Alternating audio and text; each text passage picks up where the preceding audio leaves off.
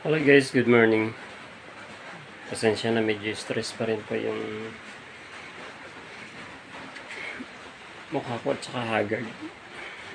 Ayan, last day na po tayo guys sa pagpakain po ng baboy po natin ngayon. Or siguro tomorrow pag pumagahin po natin sila. So, mamimiss ko po yung araw-araw na routine ng trabaho ko po sa aking farm. At mag-end na nga po yan tomorrow. So, nag-iisip din po tayo guys ng pwedeng pag-inkaman sa araw-araw kasi alam naman natin sa sobrang mahal po ng bilihin po ngayon na matingga ka lang ng isang araw. Sobrang hirap na guys kasi ang mahal ng mga bilihin. So, ngayon hindi pa po stable yung iniisip ko kung paano po tayo mag-start ulit ng pagkakakitaan. Pero ayan, tatapusin po muna natin yung laban natin sa baboy. Hopefully may makuha po tayong tulong from the government. Or kung may mga gusto po na mag-sponsor po sa atin na makapag-start din po sa pag-ninegosyo po ulit. Sa totoo lang kasi guys, talagang nasa id po ako ng baboy. Since hindi po tayo nakapagbenta po ng mga biik. Last na nagpanak po tayo ng mga inahin po natin. So, na-stock po sila lahat sa akin. So, yung inaasahan ko po this December, ay may didispose ko po yung mga patining po natin na napakadami. Pero sad to say po yun nga po. Natamaan po tayo ng ESF. So, inumpisahan po niya yung mga boars ko and mga inahin. And tuloy-tuloy po. Once po na may nanghinang kumain na isa po, yun na po doon nag-start and tuloy-tuloy na po siya. Nung maubos po yung mga breeders ko, nag-start po siya ulit sa mga patining. So, hindi ko alam ngayon kung meron na namang patay. Kasi araw-araw guys may patay. Kaya nagpakuha na ako ng blood sample. At yun nga kahapon ay nakuha po natin ang result na positive po ng African swine fever po yung farm po natin. Kaya nag-schedule na po sila for calling. Yun nga po ay bukas na po. Kasi kailangan po nila mag-request ng backhoe po sa munisipyo. And ayun. So, kailangan pa rin po natin pakainin. Masakit man po siya guys, pero ganun talaga. May mga pagsubok po sa atin para subukin po tayo kung gaano tayo katatag. Sometimes kasi parang nagiging komportable na po tayo kasi may stable na po tayong pinagkakakitaan. So, kailangan po natin ma-challenge na despite na mawala po yung kabuhayan po natin, ay kaya po natin na mag-survive. So, gusto po tayong subukan ng Panginoon na mas maging matatag pa. Dahil na nandyan po siya para tulungan din po ako na makabangon sa dalawang magkasunod po na pagkaubos po ng aking mga baboy. Okay guys, tara, samahan niyo po ako sa ilang pagkakataon na pakainin po yung aking mga alaga. Tuluyan na tayo mamamaalam sa pagbababoy. Siguro 2 to 3 years ay hindi po tayo magbababoy guys. Hindi ko alam kung anong buhay ang ipapalit po natin kasi sa totoo lang is naging full time na po ako sa pagbababoy ko po. Na-enjoy ko po yung paglalabas ng mga boar ko kasi mabot po ng 4 yung boar ko. 10 na inahin at sobrang napakadaming partners pa natin. Ang totoo po niyan guys, bumili pa ako ng machine para magamit natin sa pag-produce po sana ng feeds kasi balak ko na mag-formulate po ng sarili kong feeds kasi nga sa mahal ng mga feeds ngayon guys. So mas makakabawas sana tayo sa pagpapakain po ng baboy. Pero yun na naman nangyari. Pero yun, magagamit naman natin yung machine sa ibang purpose ano. So for now I think some negosyo na pwede pong pag-start. Siguro gusto kong mag-start ng puto kasi magagamit ko yung machine or yung coffee ano. Hindi ko alam kung magmamaterialize siya guys. So hoping po and I pray na bigyan pa ako ng Panginoon ng yung bagong negosyo na masusustain ko po yung needs ng family ko.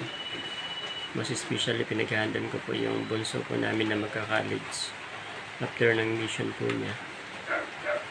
So yan po. So pasensya na guys, dito lang ako humihinga ng mga problema ko para makagaan po. So kayo na po yung pamilya ko guys. Salamat po sa pagko-comfort po ninyo sa akin. And salamat po sa mga advices po ninyo. So tara guys, medyo muulan pero kailangan ko pa rin puntahan. Mahal ko po yung mga alaga ko talaga. Pero wala na po akong magagawa. Actually lately lang po gumagasto pa rin po tayo hanggang ngayon. Na pakainin po sila ng maayos. Gamot nilang mamahal po guys. Pero yun. Okay guys, tara. Kahit umuulan, puntahan na natin guys. Hello guys, ayan, ito na po yung last na pakain natin. Ayan na din lang kumain guys. So bukas ililibing na po natin ito. Or ikakal na po lahat. Kasi nga nagpasipit tayo. So last na pakain natin ngayon guys. Ito sa mga natitira nating baboy. Dito ayan, may patay na namang dalawa. So yung dalawa pinakain pa natin pero mahina na din guys. So bukas guys, ubos na lahat yung baboy natin dito. Pero yan pinakain pa po natin. Nakakaawa po sila. So bukas hindi na natin papakainin. Yan, ang lulusog pa nito guys oh. Okay. Saka yan, sobrang madami. So lahat yan tomorrow guys, babakso na natin. So yan, kailangan na natin tanggapin. Kasi pag magtatagal pa dito guys, baka may tendency po na kumalat pa po yung virus. Naging carrier pa po tayo. So i-abandon na natin itong kuha natin dito, backyard piggery. Hindi muna tayo pupunta dito for safety po ng may mga baboy pa po guys. So malaking lugi dito guys. Actually since matagal dumating sana yung result, pwede ko pa sana ibenta po ang mga ito or katayin, pero I decided guys na wag na. Tama na yung ako na lang muna yung natamaan dito sa part po namin. Kasi alam ko po ang hirap at sakit po nang mawalan po ng alaga. So ako na po yan guys.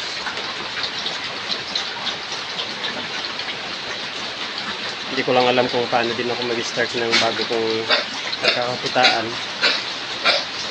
Pero walang tayong gagawa, nandiyan na yan, no? Ito kasi hindi ko naibenta guys, ang dami kong biik noon kasi 10 nga yung inahin ko, 3 bore. Ito hindi po natin i-dispose na kasi nga sobrang nagmura yung live weight natin. So naipunan po ako ng mga biik. Actually madami na pong nabawas po dito. More than 50 po itong patineers po natin. Saka marami pa tayong mga biik na nilibing na guys. So inasa total ko guys, nasa 78 lahat yung baboy po natin dito. Boar, inahin, patineers, and mga biik. So a total of 78 guys. So isipin po ninyo kung gaano kalaki po yung ginastos po natin doon sa 78 heads na yan. Actually ito sobrang malakas kumain ng mga ito guys. Dati halos one day isang sako po sa kadami nila. Pero yan, ngayon mag-end na po tayo. Pero hanggang sa huli guys, ginastusan po natin sila. Kasi ayaw ko po na mag-suffer po sila ng mamamatay sila na nagutom So naging responsible naman po tayo na nag-aalaga. Pero hindi natin iwasan na at hindi natin namalayan na nakapasok sa atin dito yung ESF guys.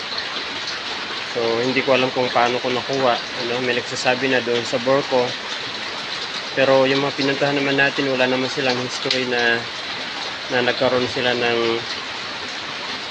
sakit na ESF, or baka hindi lang po sila hindi lang sila nag-report. Ako po kasi guys, nung nag-start na humina kumain po yung inahin ko at may namatay na, nag-report na po ako kaagad. Ni-report na po natin kaagad and hindi na po tayo nagbawas ng baboy pa. So totally cleanus na po natin dito kahit hindi pa natin alam yung result na ESF nga siya guys. Hindi na po tayo nagbawas pa kasi nga wala din naman bumibili din ng baboy, lalo na po sa mga inahin, wala din po. Tsaka ito alanganin din po pa sila na pangbenta talaga. Pero sa panglitsyon guys, okay na yung size nila 30 to 50 kilos na po itong mga iba. Pero ayan, hindi na tayo nagbawas. So okay na din po yun guys, na hindi tayo sisisihin na tayong pinagsimulan ng sakit kasi hindi naman na tayo totally cleanus na po natin yung backyard piggery po natin. Sobrang masakit siya guys, pero yan, kailangan na natin tanggapin. Gusto ko na rin mag-move on dito kasi everyday na nandito ako guys. Hindi ko maiwasan na mapaiyak. Siyempre, binuhos ko lahat dito guys, yung time ko, effort ko, and then lahat pre-provide ko po para sa pagkain nila. And ayun, walang return sa atin. Walang return. Ito, ang gaganda pa sana Malapit ng Pasko guys, hindi ko alam kung meron kaming handa. Siguro isipin ko na lang na itong mga baboy natin, sana nagtira tayo, pero wala guys. Wala tayong ititira kahit isa dito guys. Actually, may nagsasabi nga na baka pwedeng humingi. Sabi ko, wag na. Kasi lalo na may result na may ESF tayo. So ayaw ko pa po na maging cause pa po ng pagkalat po ng virus. So okay na yung kahit sabihin na naging madamo tayo, pero for the safety sa lahat po, kasi hindi lang naman po yung baboy mismo yung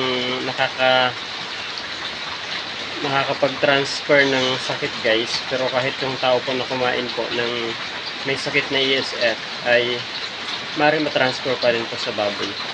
So kaya iniwasan na po natin na magbawas pa or mangkatay. Actually, ako gusto ko din sana kahit iwan lang ito siguro matagal na yan, isang buwan ng budget sa pagkain, pero wag na guys. Actually wala naman siyang hindi naman siya nakaka-harm sa tao. Pero yun nga sa mga alaga din guys. Ito, sarap nitong litsunin Ang laki niyang taba niya. Maraming pwedeng litsunin na dito guys, pero okay na yan. Mabon na tayo. So tama na yung umiyak tayo at wala nang iyak pa na iba dahil sa pagkawala ng kanilang mga alaga. So abangan nyo guys kung ano magiging result ng kabuhayan ko din. I-upload ko kung paano po tayo mag-start uli, pero hindi sa baboy guys. So dito iniisip ko, hindi ko alam kung kung ano ba talaga. Hindi pa ako makapag-decide sa ngayon, guys. So, I need a break siguro. Yan, hopefully makapag-formalize tayo ng decision by January. So, 1 month rest tayo, guys. Ano? Hindi ko alam kung sa 1 month na yan ay makapag-provide tayo ng income kahit pa paano. Pero gusto ko mag-start by January ng pagkakakitaan, guys. Hindi pwede na matingga lang tayo na magmukmuk sa tabi. At isipin lahat ng mga problema. Kailangan natin mag-move on kaagad. Kasi yung pamilya po natin yung umaasa sa atin, nakasalalay sa atin. Ayan, guys, thank you po ulit sa pagsubaybay po ninyo sa akin dito sa ating backyard piggery. You know, alam ko na alam nyo kung paano tayo nag-start, paano din lumago yung babuyan natin, and paano din lumubog, ano. Pero malaking tulong po para sa akin yung baboy, you know? Kasi yan po kami nag-survive sa ilang years po ng family ko namin. Yung pinag-aral ko, pinag-aral ng panganay ko, and nakapundar din po kami ng bahay para sa mga anak ko namin. So hindi lang siya natapos kasi nga ganito lang nangyari. Actually gusto din ko sana mag-ipon pa para matapos siya, pero eto na siya, nag-end na tayo. Hanggang tomorrow na lang tayo dito.